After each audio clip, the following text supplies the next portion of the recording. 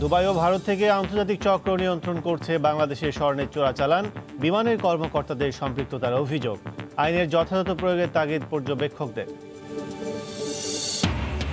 পিকে হালদারের হাজার হাজার কোটি টাকা লোপাটকাণ্ডে পিপলস লিজিংয়ের অর্ধ শতাধিক ঋণ খেলাপি আদালতে হাজির, বৃহস্পতিবার হাজির হতে হবে আরও 125 জনকে। টানা 3 দিনের ছুটিতে কক্সবাজারের পর্যটন খাতে 1000 কোটি টাকার ব্যবসা, পর্যটকদের ভ্রমণ নিরাপদ করতে আরও নজরদারির তাগিদ।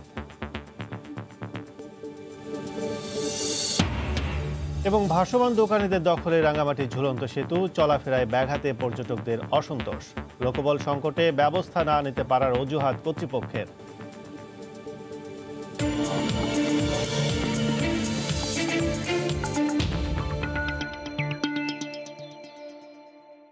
দেখছিলেন শিরোনাম। আমন্ত্রণ জানাচ্ছি দেশ ও দেশের বাইরের অর্থ বাণিজ্যের নানা খবর নিয়ে আমাদের নিয়মিত আয়োজন এ সময়ের বাণিজ্যে।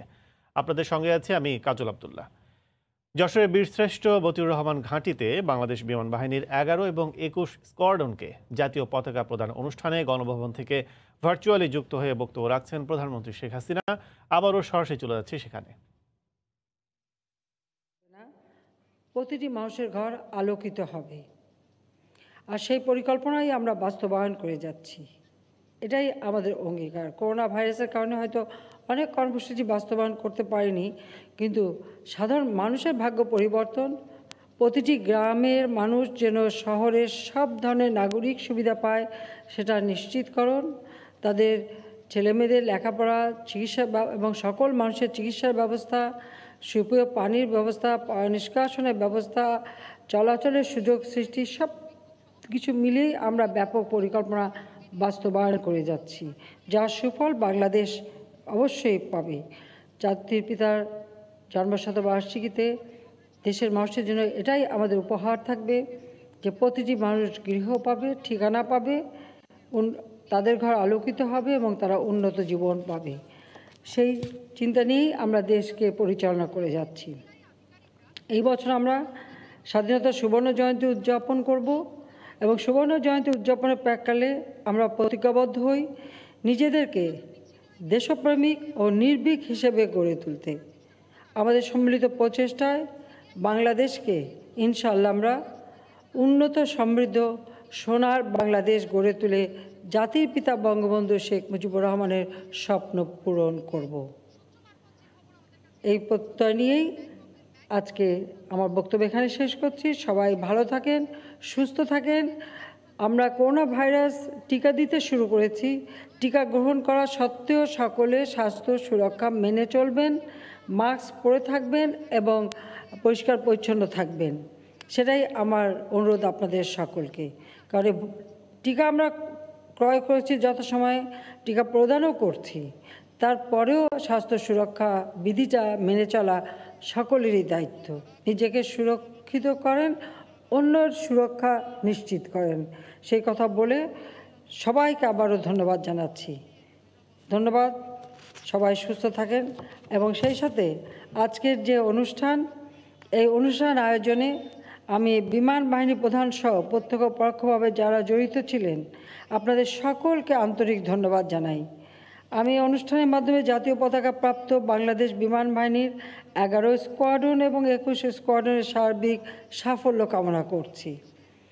আমি বাংলাদেশ বিমান বাহিনীর উত্তরোত্তর সমৃদ্ধি এবং এই বাহিনীর সকল সদস্যের সুন্দর ভবিষ্যৎ কামনা করে আমার বক্তব্য শেষ করছি।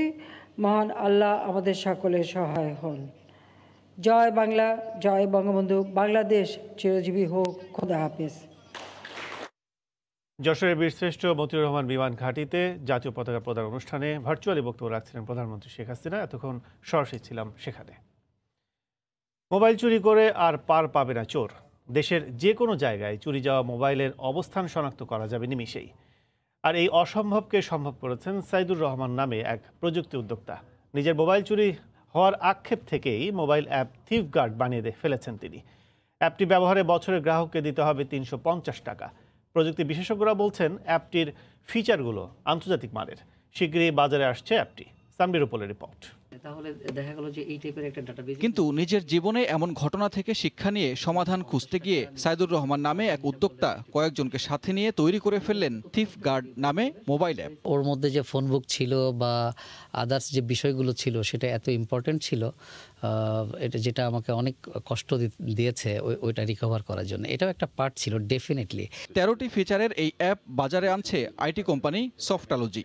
thiefguard.com থেকে ডাউনলোড করে শুরুতে ইউজার নাম, মোবাইল নম্বর, ইমেইল, পাসওয়ার্ড দিয়ে অ্যাপ চালু করতে হবে। যে কেউ আপনার মোবাইলে ভুল পাসওয়ার্ড দিতে চাইলেই বেজে উঠবে অ্যালার্ম। চাইলেই কেউ সিম খুলতে বা মোবাইল বন্ধ করতে পারবে না। উল্টো মোবাইল ফোনটি স্বয়ংক্রিয়ভাবে ছবি ও লোকেশন পাঠিয়ে দেবে আপনার ইমেইলে। এখন আমাদের R&D মোডে আছে, সো আশা রাখি যে খুব শীঘ্রই আমরা প্রত্যেকটা লুফলসগুলোকে আমরা ওভারকাম করতে পারবো এবং একটা চমৎকার একটা অ্যাপ মার্কেট উপহার দিতে পারবো। প্রাথমিকভাবে অ্যান্ড্রয়েড 7 থেকে 12 ভার্সনে কাজ করবে অ্যাপটি। ধীরে ধীরে আইফোনে ব্যবহার উপযোগী করতে চান উদ্যোক্তারা। এজন্য কাজ করছে একটি টিম। ব্যবহারকারীদের সমস্যা সমাধানে রয়েছে কল সেন্টারও। মোর দেন 200 ডিভাইসকে নিয়ে অলরেডি আমাকে ডিবাগ করতে হয়েছে। সো আমাদের নেক্সট পরিকল্পনার মধ্যে হচ্ছে যে আমরা প্রত্যেকটা ডিভাইসকে স্টেপ বাই স্টেপ আমরা ডিবাগ করব, যাতে করে আমরা এন্ড ইউজার প্রত্যেকটা ইউজার জন্য এটা খুব স্মুথলি ইউজ করতে পারে। প্রযুক্তি বিশেষজ্ঞরা বলছেন অ্যাপটি বিশ্বমানের, তবে আরও যাচাই বাছাই করে গ্রাহক বান্ধব করার পরামর্শ তাদের। আমি মনে করি এটা আন্তর্জাতিক পর্যায়ে এই ধরনের অ্যাপসটি আসলে ভূমিকা রাখতে পারে। ইউজারদের ডাটা সংরক্ষণ দেওয়ার ক্ষেত্রে এই অ্যাপসটির ভূমিকা একটু রাখতে হবে। ব্যবহারকারীদের আস্থা অর্জন করতে পারলে এ ধরনের আরও অ্যাপ তৈরি করতে চায় প্রতিষ্ঠানটি। সানবীর রূপল, সময় সংবাদ, ঢাকা। অস্ত্র এবং ইয়াবার বিনিময় মূল্য হিসেবে ব্যবহৃত স্বর্ণ পাচারের নিরাপদ রুট এখন চট্টগ্রামের শাহ আমানত বিমানবন্দর। আন্তর্জাতিক চক্র দুবাই ও ভারত থেকে নিয়ন্ত্রণ করছে বাংলাদেশের স্বর্ণের চোরাচালান। অভিযোগ উঠেছে স্বর্ণ পাচারের ক্ষেত্রে বিমানের কর্মকর্তাদের সম্পৃক্ততার। তবে নানা জটিলতায় বিদেশি মূল হোতাদের শনাক্ত করা না গেলেও দেশীয় এজেন্টদের অনুসন্ধান শুরু করেছে পুলিশ। কমলদের রিপোর্টে বিস্তারিত। বৈধ এবং অবৈধ দুপথে চট্টগ্রামে আসছে স্বর্ণের বড় বড় চালান। সোমবার আবুধাবি থেকে আসা বাংলাদেশ বিমানের ফ্লাইট থেকে উদ্ধার করা হয়েছে 150 পিস স্বর্ণের বার। এর আগে গত অক্টোবর মাসে 250 পিসের স্বর্ণের বড় দুটি চালান ধরা পড়েছিল। আর 2019 সালে জব্দ করা হয় 193 কেজি স্বর্ণের বার। দুবাই ভিত্তিক শক্তিশালী সিন্ডিকেট চট্টগ্রামকে রুট হিসেবে ব্যবহারের চেষ্টা করছে বলে তথ্য কাস্টমসের। যেহেতু এর মধ্যে এর আগে 2টা কনসাইনমেন্ট আমরা ধরছি এবং হচ্ছে যে এখনো এটা ধরা পড়ছে, মানে এর অর্থ এটাই যে এখনো তারা হচ্ছে যে এটাকে রুট হিসেবে ব্যবহার করার চেষ্টা করতেছে। শুধুই যে অবৈধ পথে স্বর্ণ আসছে তা কিন্তু নয়। শাহ আমানত বিমানবন্দরে গত 4 মাসে বৈধ করা হয়েছে 4 মেট্রিক টনের বেশি স্বর্ণের বার। কিন্তু এসব স্বর্ণ বাংলাদেশের অলংকারের বাজারে যাচ্ছে না। মূলত অস্ত্র এবং ইয়াবার মতো মাদকের বিনিময় মূল্য হিসেবে ব্যবহার করা হচ্ছে বলে মনে করছেন শুল্ক গোয়েন্দারা। এটা অস্ত্র ব্যবসা হতে পারে, মাদক হতে পারে বা ইয়াবা, যে কোনো এই ধরনের অবৈধ কোনো ব্যবসার ক্ষেত্রে এটা মাধ্যম হিসেবে ব্যবহার হতে পারে। এর সোর্স কোথায় এবং এর ডেস্টিনেশন কোথায় যাচ্ছে সেই পুরো রুটটাকে আমরা আবিষ্কার করার চেষ্টা করছি।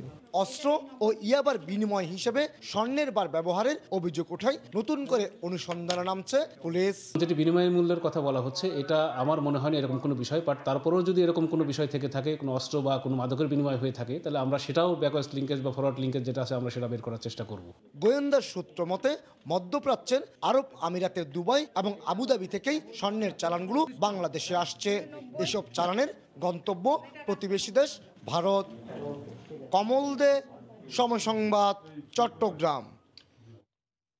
স্বর্ণ চোরাচালান বন্ধে আইনের যথাযথ প্রয়োগের বিকল্প নেই বলে মনে করেন পর্যবেক্ষকরা। তাদের মতে দুর্নীতির মাধ্যমে আয়ের সুযোগ বাড়লেও বাড়ে চোরাচালান। তবে শুল্ক গোয়েন্দা ও তদন্ত অধিদপ্তরের মহাপরিচালক বলছেন বৈধভাবে স্বর্ণ আমদানির সুযোগ ফলপ্রসূ হয়নি। চোরাচালানে আসা স্বর্ণ, মাদক ও অস্ত্র কেনা সহ বিভিন্ন অবৈধ কাজে ব্যবহার হয় বলে জানান তিনি। হরিপদ সাহার রিপোর্ট। 2018 সালে স্বর্ণ নীতিমালা হওয়ার পর গত বছর মাত্র 25 কেজি স্বর্ণ আমদানি করেছে এ খাতের ব্যবসায়ীরা। যদিও নীতিমালা তৈরির প্রেক্ষাপটে বলা হয়েছিল বার্ষিক চাহিদা 20 মেট্রিক টনের বেশি। এতেই বোঝা যাচ্ছে চাহিদা ও যোগানের মধ্যে একটা বড় ব্যবধান আছে। এদিকে কমেনি স্বর্ণ চোরাচালানের প্রবণতা। করোনায় বন্ধ থাকার পর আকাশপথ আবারও চালু হলে গত কয়েক মাসে ঢাকার শাহজালাল এবং চট্টগ্রামের শাহ আমানত বিমানবন্দরে বেশ কয়েকটি স্বর্ণের চালান ধরা পড়ে। আন্তর্জাতিকভাবে একটা দেশ, কোনো দেশ যদি একটা চোরাচালানের রুট হিসেবে যায় তাহলে সেখানে বাড়তে পারে, অথবা সেই অর্থনীতিতে যদি অবৈধভাবে অর্থ উপার্জনের, দুর্নীতির মাধ্যমে অর্থ অর্জনের সুযোগ থাকে, এবং তাহলে সেটা চোরাচালানের যদি বিষয় সহজ হয়, অবারিত হয়, কেউ না দেখার ভান যদি করে, তাহলে সেক্ষেত্রেও চোরাচালানি বেড়ে যেতে পারে। দেশের যে প্রচলিত আইন কানুন আছে, সেই আইন কানুনগুলোর যদি প্রয়োগ যথাযথ হয়, তাহলেই এটার এই পরিস্থিতির উন্নতি ঘটতে পারে। প্রতি বছর দেশ থেকে বড় অঙ্কের অর্থ পাচার হওয়ার তথ্য উঠে আসছে বিভিন্ন গবেষণা প্রতিবেদনে। আমদানি রপ্তানির আড়ালে পাচার হওয়া অর্থের মাধ্যম হতে পারে স্বর্ণ। এছাড়া দেশের অর্থনীতির একটি বড় অংশই কালো টাকার, যার বিনিয়োগ স্বর্ণেও থাকে সে প্রমাণও মিলেছে ক্যাসিনো বিরোধী অভিযানে। কালো অর্থনীতিতে ডিমান্ড আছে, আন্ডারগ্রাউন্ড ইকোনমিতে ডিমান্ড আছে। এই জন্য বৈধ পথে এনে এটা তো অবৈধ ব্যবহার করা যাবে না। অবৈধ ব্যবহার করতে হলে এটা অবৈধ পথে আনতে হবে। আন্তর্জাতিক চোরাচালানের পেমেন্টে এই গোল্ড ব্যবহার করা হয়। মাদক চোরাচালান, অস্ত্র চোরাচালান, আরও বড় বড় অপরাধমূলক কর্মকাণ্ড যাতে প্রচুর পেমেন্ট দিতে হয়, সেই সমস্ত কাজে গোল্ড ব্যবহার করা হয়। ব্যবসায়ীদের স্বর্ণ আমদানিতে উৎসাহিত করতে নীতিমালা শিথিল করে দেশে আকরিক থেকে স্বর্ণবার তৈরির সুযোগ দিতে যাচ্ছে সরকার। হরিপদ সাহা, সময় সংবাদ, ঢাকা। পিকে হালদার ইস্যুতে আর্থিক প্রতিষ্ঠান পিপলস লিজিংয়ের 143 ঋণ খেলাপির হাইকোর্টে হাজির হওয়ার কথা রয়েছে। এই মুহূর্তে আদালতে আছেন রিপোর্টার আফজাল হোসেন, সরাসরি চলে আছে তার কাছে। আফজাল।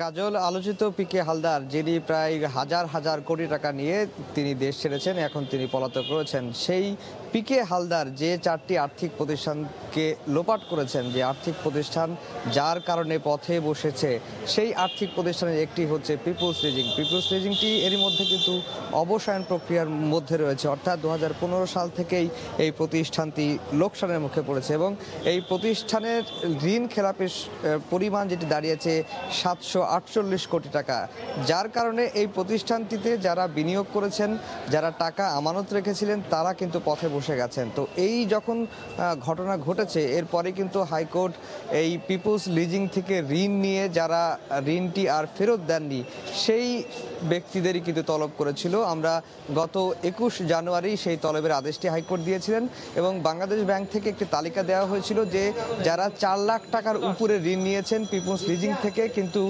একটি টাকাও পরিশোধ করেননি, এরকম 280 জন ব্যক্তির তালিকা হাইকোর্টে জমা দিয়েছিলেন। এই 280 জনের মধ্যে আজকে 140 জনকে হাইকোর্টে আসার নির্দেশ দিয়েছিলেন, কিন্তু আমরা সকাল থেকে দেখেছি যে অর্ধ শতাধিক ব্যক্তি ছাড়া কিন্তু ঋণ খেলাপিদের যে সংখ্যা, সেটি যারা আজকে হাইকোর্টে হাজির হয়েছে তাদের সংখ্যা অর্ধ শতাধিকের বেশি হবে না।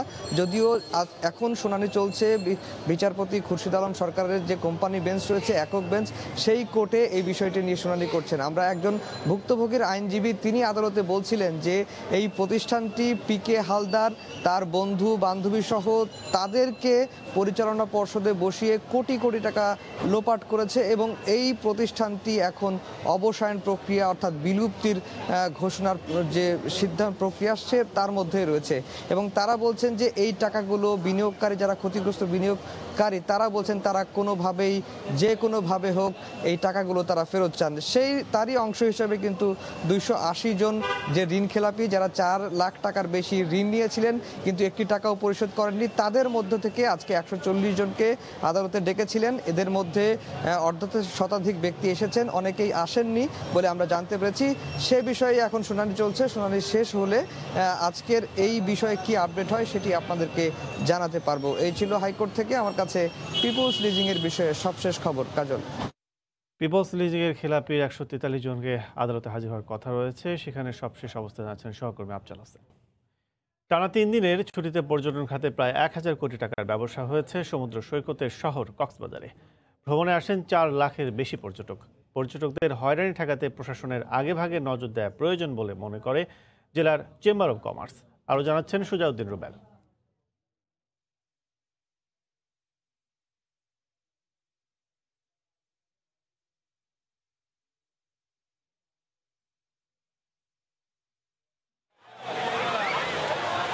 বিশ্বের দীর্ঘতম সমুদ্র সৈকত কক্সবাজার। তারা ছুটি পেলে এই সৈকতে ছুটে আসেন হাজার হাজার পর্যটক। এবারও সাপ্তাহিক এবং 21শে ফেব্রুয়ারির টানা 3 দিনের ছুটিতে সৈকত শহর কক্সবাজারে আসেন 4 লাখের বেশি পর্যটক।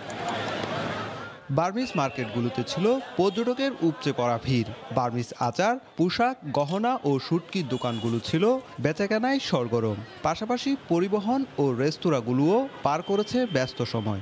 হোটেল, রেস্টুরেন্ট, যারা পর্যটক সেবা দেন, সেন্ট মার্টিন, টেকনাফ, সব জায়গায় ভালো ব্যবসা হয়েছে ইনশাল্লাহ। খুব ভালোই আমরা সাপোর্ট পেয়েছি। আমাদের সেল অ্যাকসেপ্টেশন যা ছিল তাই হয়েছে। করোনার পরে এটাই হচ্ছে আমাদের বৃহৎ 3 দিনে আলহামদুলিল্লাহ আমরা অনেকটা হ্যাপি, খুশি। 450 হোটেল, মোটেল, রিসোর্ট ছিল পর্যটকের ঠাসা। হাজার হাজার পর্যটক রুম না পেয়ে রাত কাটিয়েছেন সৈকতের বালুচরে ও গাড়িতে। পর্যটকের এমন আগমন অভাবনীয় বলে জানায় হোটেল কর্তৃপক্ষ। প্রত্যেকটি পর্যটন এরিয়াগুলোতে মানুষের সমাগম প্রচুর হয়েছে এবারে। সামনের দিনগুলোতে এরকম যদি থাকে তাহলে পর্যটন সেক্টরটা আরও অনেক ডেভেলপ হবে বলে আমি মনে করি। টানা ছুটিতে পর্যটন খাতে হাজার কোটি টাকা ব্যবসা হয়েছে। তবে পর্যটক হয়রানি রোধে প্রশাসনের ব্যবস্থা নেওয়া উচিত বলে জানালেন জেলা চেম্বারের সভাপতি। পর্যটকরা রাস্তায় ঘোরাঘুরি করবে, খাবার তাড়নায় এদিক ওদিক ছোটাছুটি করবে এবং বিভিন্ন যানবাহন অতিরিক্ত ভাড়া, এটা আসলে আমাদের জন্য দুঃখজনক। সংশ্লিষ্ট কর্তৃপক্ষ যারা আছেন, বিভিন্ন পর্যটন শিল্পের সাথে যারা, তাদের নিয়ে বসা, যাতে পর্যটকরা কোনো রকমের হয়রানির শিকার না হয়। কক্সবাজারে পর্যটন খাতে নিয়োজিত রয়েছেন প্রায় লক্ষাধিক মানুষ। সুজাউদ্দিন রুবেল, সময় সংবাদ, কক্সবাজার। রাঙামাটি ভ্রমণে আসলে ঝুলন্ত সেতু না ঘুরে কেউ ফিরে যান না। 2 পাহাড়ের সাথে সংযোগ স্থাপনকারী 350 ফুট দৈর্ঘ্যের এই সেতুটি পর্যটকদের আকর্ষণের কেন্দ্রবিন্দু। তবে মাত্রাতিরিক্ত ভাসমান দোকানিদের দখলে এখন ভ্রমণ স্পটটি। পর্যটক কর্পোরেশন বলছে লোকবল সংকটের কারণে ব্যবস্থা নিতে সমস্যা হচ্ছে। রাঙামাটি প্রতিনিধি হেফাজত সবুজের পাঠানো তথ্য ছবিতে রিপোর্ট। রাঙামাটিতে ঘুরতে এলে পর্যটকদের প্রথম পছন্দ থাকে ঝুলন্ত সেতু। ঝুলন্ত সেতুতে দাঁড়িয়ে হ্রদ পাহাড়ের সৌন্দর্য উপভোগ করেন, পাশাপাশি নিজেদের স্মৃতি ছবিবন্দি করে তুলে রাখার চেষ্টা করেন। সুবিশাল হ্রদ দেখার জন্য ঝুলন্ত সেতু পাড়ি দিয়ে পাহাড়ের উপর শিশু পার্ক রয়েছে। হ্রদের স্বচ্ছ জলের উপর ইঞ্জিন চালিত নৌকায় পর্যটকরা ঘুরে বেড়ান। এখানে রয়েছে শিশুদের দোলনা ও স্লিপার। কিন্তু ঝুলন্ত সেতু অতিক্রম করে পাহাড় ও হ্রদের সৌন্দর্য উপভোগ করতে গিয়ে বিড়ম্বনার শিকার হতে হয় পর্যটকদের। মাত্রাতিরিক্ত ভ্রাম্যমাণ দোকানের কারণে পর্যটকদের স্বাভাবিক চলাফেরায় ব্যাঘাত ঘটছে। শিশু পার্কের বিভিন্ন জায়গায় ভাসমান দোকান বসায় সৌন্দর্য অবলোকন থেকে বঞ্চিত হচ্ছে ভ্রমণকারীরা। এতে অসন্তোষ প্রকাশ করেছেন পর্যটকরা। ফুটপাতের দোকান হচ্ছে, এজন্য চলাচলের জন্য একটু আমাদের সমস্যা হচ্ছে। এটা গ্যাদারিং, এই জন্য যদি আপনার মনে করেন একটু খোলামেলা হয়, চলাচলের জন্য ভালো হয়। দোকানগুলো যাতে যার যার স্থানে শেষে নিয়ে যায়, যাতে জায়গাটা পাকা হয়ে যাক। পর্যটকদের বিড়ম্বনার বিষয়টি স্বীকার করে পর্যটন কর্পোরেশনের ব্যবস্থাপক জানালেন লোকবল সংকটের কারণে ব্যবস্থা নিতে পারছেন না। পর্যটন কর্পোরেশন কর্তৃক ওখানে ইনভেস্ট করা হবে, তখন ওগুলো অটোমেটিক উঠে যাবে। এখন আপাতত খালি আছে অবস্থায় অনেকে এসে বসছেন, আসলে এগুলো থামানোর মতো জনবল এখানে নাই। টুরিস্ট পুলিশ বলছে পর্যটন কর্পোরেশন লিখিত অভিযোগ জানালে তাদের বিরুদ্ধে ব্যবস্থা নেবে। ওখানে যে পর্যটক কর্পোরেশন আছে, তারা যদি আমাদের কাছে লিখিতভাবে কোনো আবেদন করে থাকে, সেক্ষেত্রে আমরা ওইখানে এটা তাদের সরানোর ব্যবস্থা গ্রহণ করব। পর্যটন কমপ্লেক্সে বর্তমানে 1/2 শতাধিক ভাসমান দোকান রয়েছে। সময় সংবাদ, রাঙামাটি। কলার সরবরাহ বেড়েছে নওগাঁর পাইকারি হাটে। তবে চাষিদের অভিযোগ সরবরাহ বাড়ার অজুহাতে ব্যবসায়ীরা কমিয়ে দিয়েছেন দর। এতে ন্যায্য দাম থেকে বঞ্চিত হচ্ছেন তারা। এদিকে কলার হাটে জলাবদ্ধতা দূর করা সহ স্থানীয় ছাউনি নির্মাণের দাবি স্থানীয়দের। বিস্তারিত এমআর রকি রিপোর্টে। ভোর থেকে বিক্রির জন্য বাগান থেকে কেটে কাঁদি কাঁদি কলা নিয়ে আসছেন চাষিরা। বেলা বাড়ার সঙ্গে সঙ্গে বাড়তে থাকে ক্রেতা বিক্রেতার হাকডাক। বাজার সদাই আর নানা প্রয়োজনে প্রান্তিক চাষিরা ভালো দাম পাওয়ার আশায় হাটে তুলছেন কলা। চাষিদের অভিযোগ ব্যবসায়ীরা বাজার নিয়ন্ত্রণ করায় বঞ্চিত হচ্ছেন কাঙ্ক্ষিত দর থেকে। বাজার যখন খরা ছিল তখন ছিল 250-300 টাকা কেন, সেই কলার দাম লেগে গেছে এখন 120, 30, 150। কলা এই সময় এমন একটা দাম আসে গেছে, থাকাই ধরে 20,000, আজকে সেই কলা আসা 15,000। তাহলে আমরা কৃষক যে খরচটা করি, সেই খরচটা আমাদের উঠত না। গেল সপ্তাহ থেকে সুতিহাট পাইকারি কলার হাটে সরবরাহ বাড়লেও দূরের পাইকার না আসায় কাঁদি প্রতি কলার দর কমেছে 50 থেকে 100 টাকা পর্যন্ত। ব্যবসায়ীরা বলছেন সরবরাহ বাড়ায় কমেছে দর। একটা কান প্রতি আমাকে কৃষকের খরচ পড়েছে 150 টাকা, আমরা বিক্রি করেছি 150 টাকা। তা আমাদের কিভাবে আমরা লাভজনক হব? কলা আমদানি হয়েছে কিন্তু পাইকার নাই, বলতে গেলে আছে অল্প, মানে এরা শহরে পাড়ায় না, গ্রামাঞ্চলে কিনা বেচা করে, এই জন্য একটু দাম কম। জেলার মান্দা ছাড়াও পার্শ্ববর্তী 3টি উপজেলার চাষিরা মানিক, সাগর ও চিনি চম্পা জাতের কলা বিক্রির জন্য এই হাটে তোলেন, কিন্তু হাটে জলাবদ্ধতা সহ নানা সংকটে দুর্ভোগ পোহাতে হচ্ছে বলে জানান হাট ইজারাদার। পার্টি আসতে পারে না, রাস্তার জন্য রাস্তার জাম হয়, কাদা। বর্ষা লাগলে মানে এমন বর্ষা লাগলে পরে গাড়ি ঘোড়া ঢুকতে পারে না কেউ। তাতে যদি আস্তাগুলো ভেঙে চুরে না সমান করে যদি দেয়, যদি আস্তাগুলো বড় করে দেয় তাহলে সুবিধা হয় হাট করার। জেলার সুতি হাটে সপ্তাহে 50 থেকে 60 লাখ টাকার কলা বেচা কিনা হয়। MR Rocky, Somoy Sangbad, Naogaon. Bangladesh China chamber of commerce and ইন্ডাস্ট্রির পরিচালনা পর্ষদের সদস্য নির্বাচিত হয়েছেন গণতান্ত্রিক কঙ্গো প্রজাতন্ত্রে বাংলাদেশ কনসুলেটর অনারারি কনসাল এবং টপ অব মাইন্ডের সিইও জিয়াউদ্দিন আদিল। বিসিসিআইয়ের পক্ষ থেকে সম্প্রতি পরিচালনা পর্ষদের নবনির্বাচিত এই সদস্যকে ফুলেল শুভেচ্ছা সহ আনুষ্ঠানিকভাবে বরণ করে নেন সংগঠনের প্রেসিডেন্ট গাজী গোলাম মর্তুজা, সেক্রেটারি জেনারেল শাহজাহান মৃধা বেনু এবং joint secretary general Al Mamun Mridha. মালবাহী একটি মহাকাশযান সফলভাবে আন্তর্জাতিক মহাকাশ স্টেশনে পৌঁছেছে। সব মিলিয়ে ৮,২০০ পাউন্ড বিভিন্ন মালামাল এবং গবেষণার কাজে ব্যবহৃত সামগ্রী পাঠানো হয়। এসএস ক্যাথরিন নামের এই মালবাহী মহাকাশযানটি পাঠিয়েছে মার্কিন মহাকাশ ও প্রতিরক্ষা গবেষণা প্রতিষ্ঠান নর্থরপ গ্রুমান। আন্তর্জাতিক সময় সোমবার গ্রিনিচ মান ৯টা ৩৮ আন্তর্জাতিক মহাকাশ স্টেশনে পৌঁছায় সিগনাস কার্গো ক্রাফটে। মালবাহী এই মহাকাশযানে বিভিন্ন পণ্য সামগ্রীর পাশাপাশি গবেষণার কাজে ব্যবহৃত বিভিন্ন মালামাল ও হার্ডওয়্যার বহন করে নিয়ে যাওয়া হয়। সিগনাস কার্গো ক্রাফটটি পাঠিয়েছে মার্কিন মহাকাশ ও প্রতিরক্ষা প্রতিষ্ঠান নর্থরপ গ্রুমান। সব মিলিয়ে ৮,২০০ এলবিএস বা পাউন্ড মালামাল পাঠানো হয়েছে। ২ ধাপের আন্তারিস রকেটে করে স্থানীয় সময় শনিবার ভার্জিনিয়ায় অবস্থিত মার্কিন মহাকাশ গবেষণা সংস্থা নাসার ওয়ালপস দ্বীপ থেকে মালবাহী সিগনাস মহাকাশযানটি পাঠানো হয়। আফ্রিকান আমেরিকান নাসার অগ্রপথিক ও গণিতবিদ এসএস ক্যাথরিনের নামানুসারে এই মহাকাশযানের নামকরণ করেছে নর্থরপ গ্রুমান। এসএস ক্যাথরিনের জীবনীতে অনুপ্রাণিত হয়েই নির্মাণ করা হয় হিডেন ফিগার্স চলচ্চিত্রটি। ওমরিনান, সময় সংবাদ। এ সময় বাণিজ্যের শীর্ষ সংবাদগুলো জানিয়ে দিচ্ছে আরেকবার। নতুন নতুন সমরাস্ত্র কিনে বিমান বাহিনীর আধুনিকায়নে কাজ করছে সরকার। এক সময় যুদ্ধ বিমান তৈরি করবে দেশ, বললেন প্রধানমন্ত্রী। এবং টানা 3 দিনের ছুটিতে কক্সবাজারে পর্যটন খাতে ১,০০০ কোটি টাকার ব্যবসা। পর্যটকদের ভ্রমণ নিরাপদ করতে আরও নজরদারির তাগিদ।